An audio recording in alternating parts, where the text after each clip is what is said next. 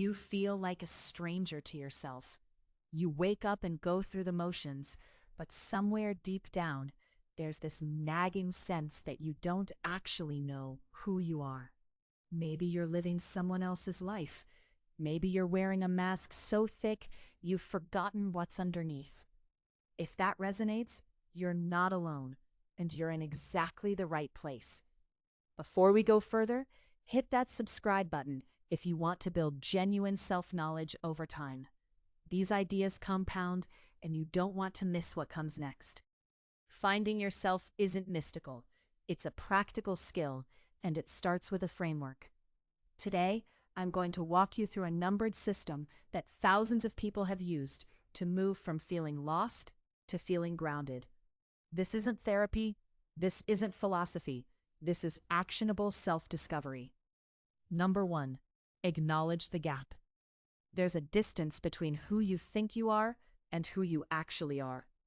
Some of us are so focused on what we think we should be that we never pause to notice what we actually are. Right now, I want you to sit with this question. In the last week, how many decisions did you make because you genuinely wanted to, versus because you felt obligated? Don't answer out loud. Just notice. That gap between choice and obligation, that's where a lot of people live without realizing it. The first step is just naming it. You're not broken for having that gap. You're human, but you can't close a gap you don't see. Number 2, strip away the noise. Your sense of self has been shaped by countless external voices. Your parents, your teachers, your friends, your culture, social media, the news, every commercial you've ever watched. All of these are competing for space in your head, and most of them don't belong there. This step is about getting quiet enough to hear your own voice underneath all the static. It doesn't mean rejecting everything external. It means becoming intentional about which external voices get to influence you. Start small. Pick 1 week. Turn off notifications that don't serve you. Avoid one person or situation that consistently makes you feel less like yourself. Notice what it feels like when the noise drops. That's where clarity begins. Number 3, identify your core values. Not the values you think you should have, not the ones you'd put on a resume, the ones that actually drive you when nobody's watching. If you had to choose between money and time, which would hurt to lose? If you had to choose between independence and belonging, which would crack your heart? These choices aren't about morality, they're about you. Your values are the foundation of your identity. Once you know them, every decision becomes easier because you have criteria. You stop floating. You know what you stand for. Number 4, examine your patterns. You're not a random collection of impulses. You have habits in how you think, how you relate to others, how you handle conflict, how you spend your time. Some of these patterns serve you. Some trap you. The person who always avoids confrontation, the person who always overcommits, the person who always doubts themselves first. These are patterns. They feel normal to you because you've been running them for years.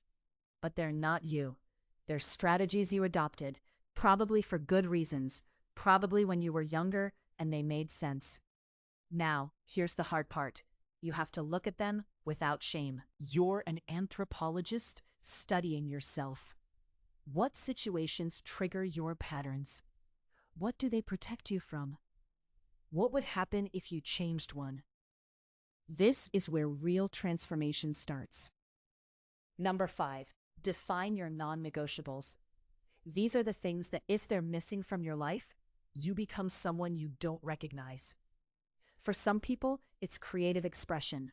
For others, it's solitude, community, movement, learning, or contribution.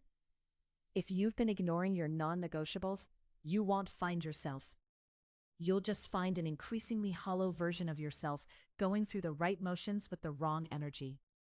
Ask yourself, what did I love doing before anyone told me it was stupid? What makes me lose track of time? What do I do for free that I'd never charge for? These are clues. They're pointing to something essential in you that's been waiting for permission. You're giving yourself permission right now. Number 6, start the experiments. Self-knowledge isn't theoretical. You don't think your way into it. You live your way into it. Pick something small, something that scares you slightly but doesn't blow up your life. If you think you might be someone who needs solitude, but you've always filled every gap with people, spend a weekend alone and actually notice how you feel. If you think you might be creative but you've never tried, make something this week. Badly. Who cares? You're collecting data about yourself. Every experiment teaches you something. And here's what matters. You're not trying to become someone new. You're trying to recognize someone who's already there. Number 7, build the feedback loop. You can't know yourself in isolation. You need mirrors, real people who know you and will tell you the truth, not the comfortable version. What do the people closest to you say about you when they're not trying to protect your feelings? How do you show up differently with different people? What patterns do they notice that you don't? This isn't about accepting their version of you as final. It's about using their perspective as data. Sometimes people see us more clearly than we see ourselves, especially the parts we're running from. Number 8, integrate and iterate. Self-knowledge isn't something you achieve once and then you're done. You're not static. As you change, as you grow, as you get older, your sense of self has to evolve. The person you are at 30 is not the person you are at 40. The person you are after a major loss is not the person you were before. The framework stays the same. You keep moving through it. You keep asking the questions. You keep running the experiments. You keep listening to feedback. You keep refining. Here's what happens when you actually do this work. You stop feeling like a stranger to yourself. Relationships get deeper because you're showing up as yourself instead of as a performance. Your energy stops leaking out into things that don't belong to you. You start having opinions that are actually yours.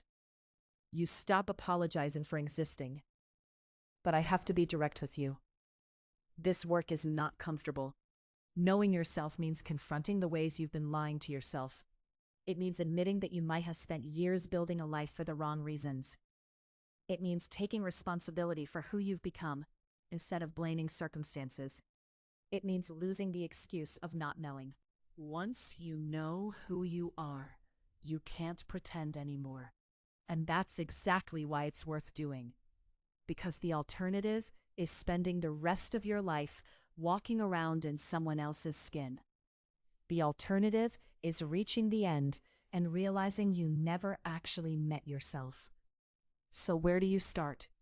Pick one of the 8 numbers, just one.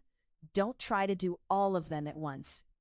Maybe it's number 1, and you just spend this week noticing the gap between what you choose and what you feel obligated to do.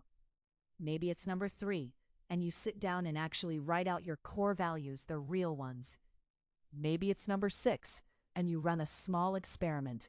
1 step, 1 week. After that, if you found this useful, come back. Subscribe to the channel. The videos that follow are going to go deeper into each of these steps and show you exactly how to do them. You'll build genuine self-knowledge, the kind that actually sticks and changes how you move through the world. But for now, the only thing I want you to do is this. Stop being a stranger to yourself. You deserve to know who you are, and you're capable of finding out.